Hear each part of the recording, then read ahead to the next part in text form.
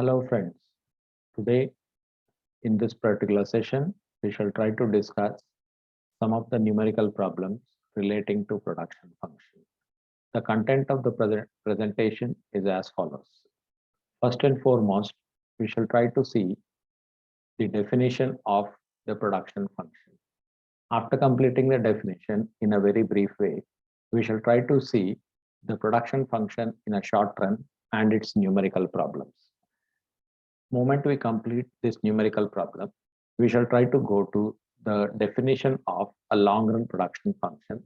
And within this, we shall try to see briefly the numerical problems relating to the linear production function as well as the non-linear production functions. And at the end, we shall try to summarize this brief session. So let me first try to go to the brief definition of a production function.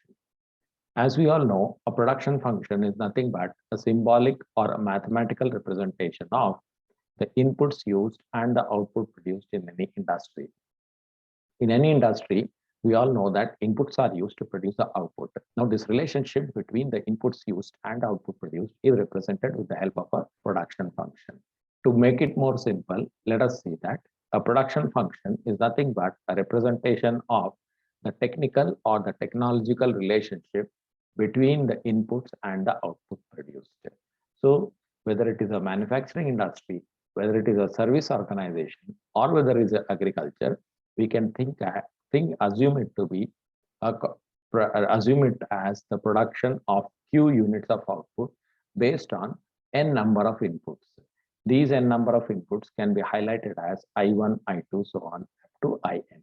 So the technical or the technological relationship between the inputs used and the output produced, whether in agriculture, industry, or services, can be represented with the help of the production function.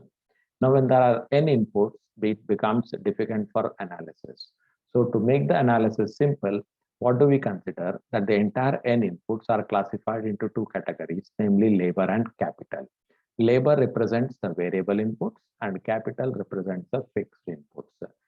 Yeah, when the output is to be changed, this can be possible by changing labor and changing capital. When all the inputs or the resources can be changed in order to increase the output, it is called as a long run production function.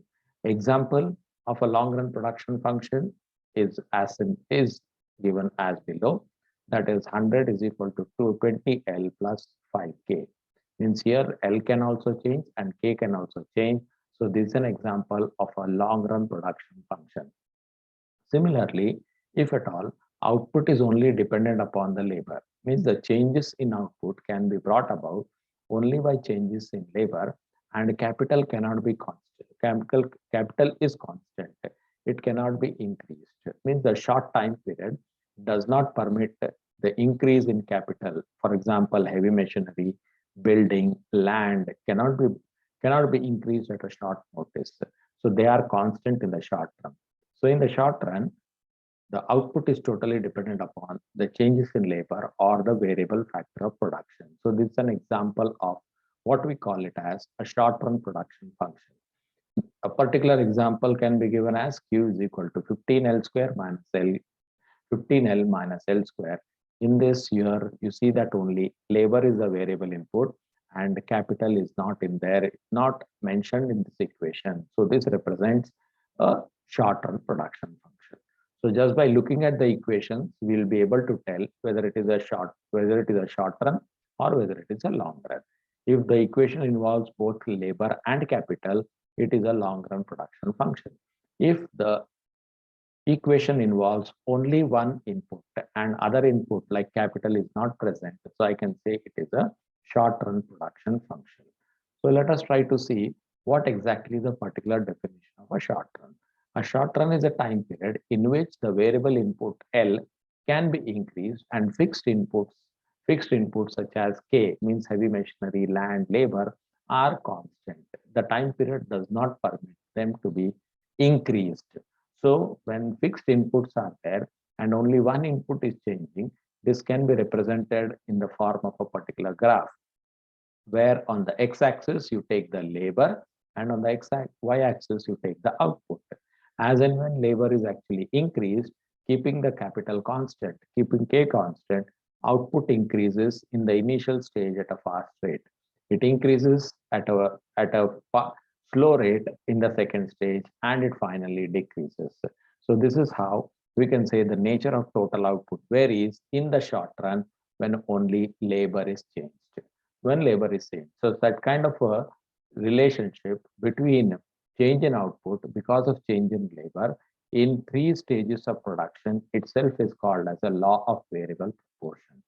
Now, based on this particular bell-shaped curve, we can derive two particular curves, namely the average product curve and the marginal product curve. So there are three concepts, that is the total product and the variation in average product and the variation in the marginal product. Now, in the small numerical examples, we will be given the total product and will be asked to calculate average product and the marginal product. So let us try to see the small example relating to the average product and the marginal product. So let us say the short run numerical problem. The particular form of a short run production function is given as particular example I have stated here, that is Q is equal to 2 plus 3L plus 4L square. Here in this equation, you see that there is only labor is there, capital is not there. So this is a example of a short run production function. When the short run production function is given, you may be asked to you may be asked to state the total product equation, calculate total product at L is equal to 3, calculate average product equation, calculate average product at L is equal to 2, and calculate the marginal product of labor equation. So this is solved in a very simple way as particular this. When output is dependent on labor, this itself means the total product is given as 2 plus 3L plus 4L square. So the equation itself is a total product equation. So I put it as total product of labor is 2 plus 3L plus 4L square. Now the second problem says find the total product at L is equal to 3. Total product at L is equal to 3 means you have to directly substitute L is equal to 3 in this equation. Wherever L is there, you substitute 3. So here 3 into 3 plus 4 into 3 square. When I simplify it, I get 47. So total product at L is equal to 3 is 47. Similarly, average product equation is to be found. The formula for average product is total product divided by labor. So when I say the total product equation is given as 2 plus 3L plus 4L square, the whole divided by labor, L. So I get the simplified version as 2 by L plus 3 plus 4L.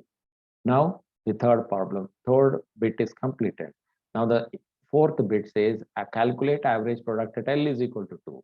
It's as simple as that. Average product at L is equal to 2 means wherever L is there in the average product equation, you substitute 2. L is equal to 2 here and L is equal to 2. When I simplify this, I get 16. Similarly, the last thing says calculate marginal product of labor. Marginal product of labor is nothing but the differentiation of the total product of labor equation. The total product of labor equation is given as 2 plus 3L plus 4L square. So 2 plus 3L plus 4L square is there. When I differentiate this equation, I get an answer which is known as the marginal product of labor. So differentiation of 2 is 0, differentiation of 3L is 3, and differentiation of 4L square is 8L. So the final answer is 3 plus 8L. So this is how a sample short run problems relating to the production function can be mentioned. So in this, we try to see that only labor is mentioned as an input on the right hand side and output is on the left hand side. Capital is assumed to be constant, so this is outside the equation. It is not given in this equation. In such type of equations, you are expected to calculate total product equation, total product of labor at a given level of total product at a given level of labor, average product equation, average product at a given level of labor, and the margin product. So this is how we can actually give a sample explanation about the numerical problem in short run case. Now let us try to see the long run case. Yeah, in the long run, we normally see that Output is dependent on changes in capital and labor both. Means both capital and labor are variable. Capital can be increased and labor can also be increased. And in this case, the laws of returns to scale says that whenever whenever output is whenever labor is increased, labor is taken on the x-axis, capital is taken on the y-axis. When both the resources are increased, the increase in output is indicated by this particular isoquants. These are called as isoquants. Yeah, this is indicated by these particular graphs. So when the change in output is greater than change in input, it is a case of increasing returns to scale. And in case of constant returns to scale, change in output is exactly equal to change in input. Similarly, in case of decreasing returns to scale, change in output is less than the percentage change in input. So put it simply, percentage change in output greater than percentage change in input, IRS. Percentage change in output is exactly equal to percentage change in input. It is a CRS case. Percentage change in output is less than the percentage change in input. It is a case of DRS case. Now, based on this, we can take some numerical problems. Numerical problems one can actually take in the long run case. Now, in the long run, there are two types of equations or production functions can be given. One is called as a linear production function, where all the variables are given to the same power, q raised to 1, k raised to 1, and l raised to 1. All the variables are raised to the same power.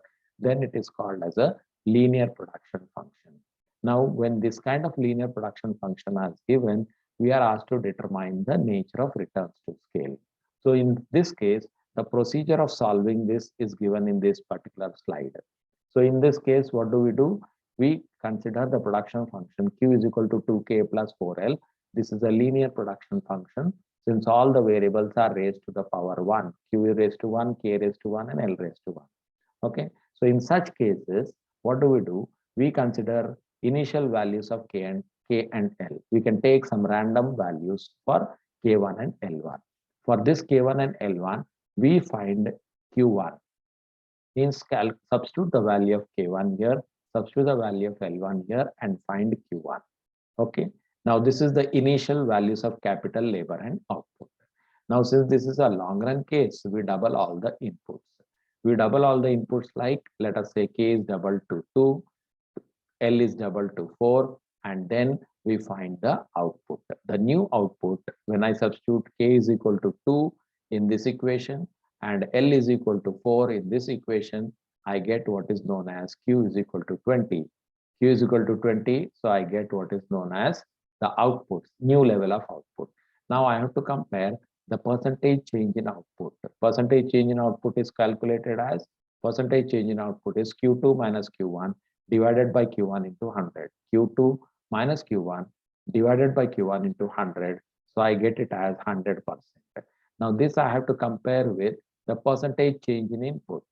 Percentage change in input is nothing but new capital minus old capital divided by old capital into 100. So when I do this, 2 minus 1 divided by 1 into 100 is 100%. So what do I get? 100% change in output is because of the 100% change in inputs. So percentage change in output and percentage change in inputs are one and the same. So it is a case of constant returns to scale. So this is one particular example to tell you in the long run, how do we solve this particular problem of determining the nature of returns to scale. Similarly, we can have the example of long run problems in nonlinear production function. For example, the production function can be stated as like this: q is equal to 5k raised to 0.7 into l raised to 0.8. Now here you see that the powers are raised to other than 1. They are fractions. So this is a example of a non-linear production function. So in this case, if we have to determine the nature of returns to scale, the procedure is slightly different. So in linear production functions, the procedure is directly take the values of k1 and l1. Whereas in this case, the procedure is slightly different. Here we say that let k and l be increased by m number of times. Now, since it is a long run case, the producer can increase k by m number of times, and l also he can increase by m number of times.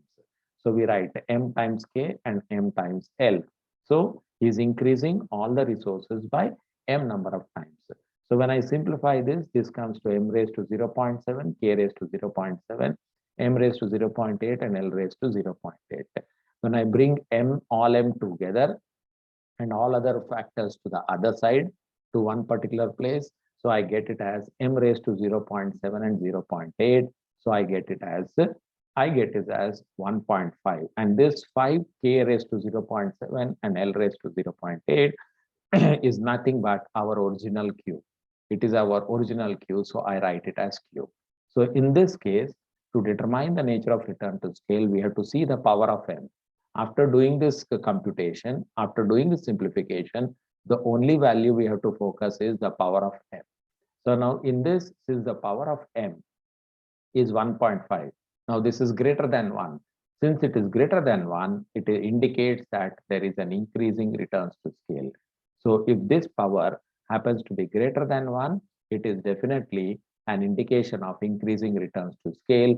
It means that if the producer employs this production function and tries to expand his output, he will definitely experience increasing returns to scale. Means in simple words, if he increases the inputs by 10%, output will increase more than 10%. More than 10%. That is what it is actually indicating. Now, in this case, we got the increasing returns to scale. But in some other problems, it may be a case that in this nonlinear production functions, K may be raised to 0.7 and L raised to 0.3. If the same procedure is adopted, then we will see that here the power of M is 0.7 plus 0.3. Here 0.7 plus 0.8. Here in this problem, we will get 0.7 plus 0.3. So this is equal to 1. So it indicates a constant returns to scale. So based on the nature of the production function, you can determine whether there will be IRS or whether there will be CRS. In the last case, we can also see that if the power of these particular two variables, K and L, happens to be less than 1. If it is less than 1, you can say that, it is less than 1. Here the power of M is 0.2 plus 0.7 plus 0.2. It is 0.9, which is less than 1. So it is a case of decreasing returns to scale. So put it simply, this production function numerical problems can be very well explained in the case of both linear and non-linear case. And this helps to determine whether there is increasing returns, constant returns, or whether there is a decreasing returns to scale. So in this way, we can see how small, simple numerical problems can be solved with the help of simple production function. I hope the small concept of numerical problems in production function is clear. Okay, thank you very much for watching.